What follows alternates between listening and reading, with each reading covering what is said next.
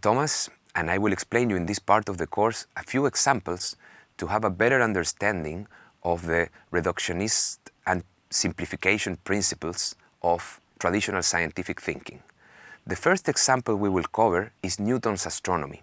So the question is, the phenomenon that we want to explain, why celestial objects have such trajectories. When we look at the sky and we look for several days, we could see that the stars change their position in the sky, and after a certain time they come back. For example, the moon, for example, the sun changes the position, the trajectory over the day. The planets move as well. So why the planets are moving in this way? How come?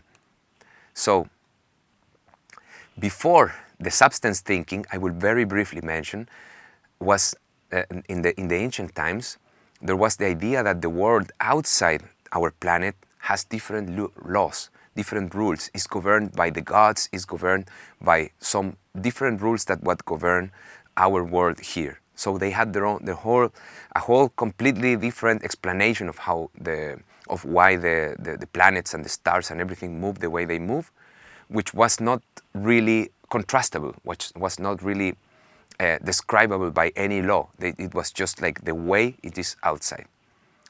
Instead, the Newton's astronomy, or the Galileo and the classical physics astronomy, starts from a different assumption. There is no fundamental difference between outside and inside the planet.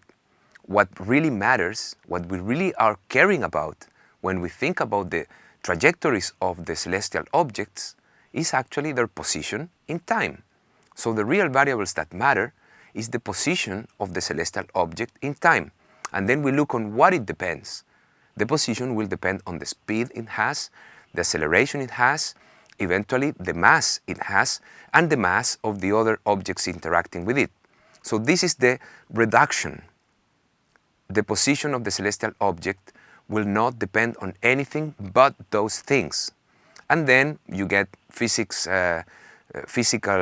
Newton laws, and I will not elaborate much on that, but the idea is that they found the positions and created certain variables like force, and well, this is a classical mechanics, which is not important for this course, but what it is important is that the variables, the things on which the position of a celestial object depend, are variables that can be interrelated to describe the position of the planet.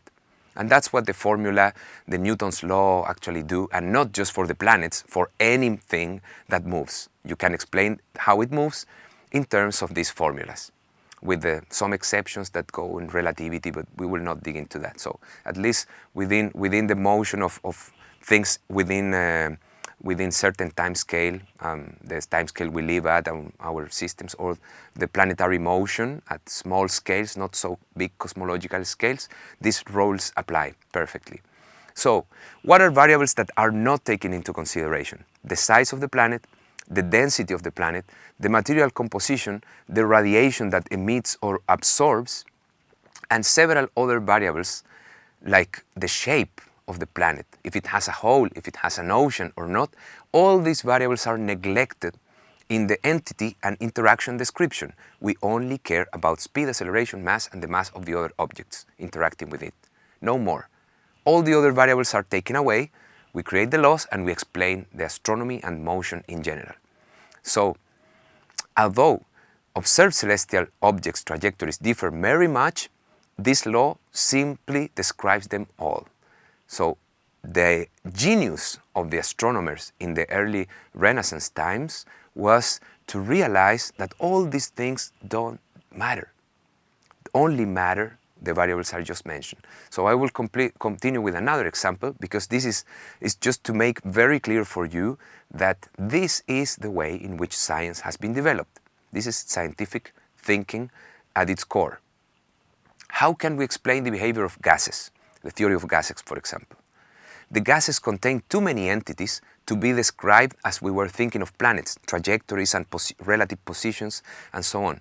So the classical mechanical variables do not help. Indeed, before, in the early times of the theories of gases, there were attempts to try to describe a gas as a collection of particles, as if it would be a little universe, and they all move, and you have to build the forces in between to try to describe what's going on. And a scientist or mathematicians at that time realized that it was just simply impossible, because they are too many. Millions or trillions, or 10 to the power of 23 scale, to be more precise, is the number of equations, of numbers that you have to handle, which is impossible. You cannot even write it in a paper. So this approach, even though technically could work, in practice is impossible. So instead of trying to describe the gas as a collection of particles interacting, scientists realize that there are certain physical properties of the gas as a whole, which are not the properties of the particles, but the properties of the whole of the gas in a tank, in a balloon, or wherever. And these variables are actually the most relevant that they find out through experimentation and reasoning: temperature, pressure, volume, estimation of the number of molecules, and certain various constant, a constant, Boltzmann constant, which is just a technicality for making experiments and mathematics compatible. The same happens with Newton's theory and classical mechanics, where you have the gravitational constant. It's just a constant of nature, which I will not develop on, because we are mostly caring about the thinking of systems in general. And the simplification principle, in this case, so we reduce the variables, and the simplification principle is gas exchanges heat, seeking for maximum entropy. And entropy is another variable which I will not elaborate. You can look on Wikipedia and so on. But the idea is that there are certain variables, a simplification principle, and then everything follows through reasoning, applying mathematics and logics. So the relation between these variables can be described by that state equation, which is PV equal to nKT.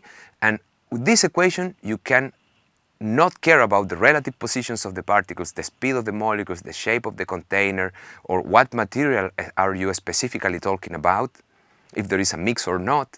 All these things are neglected.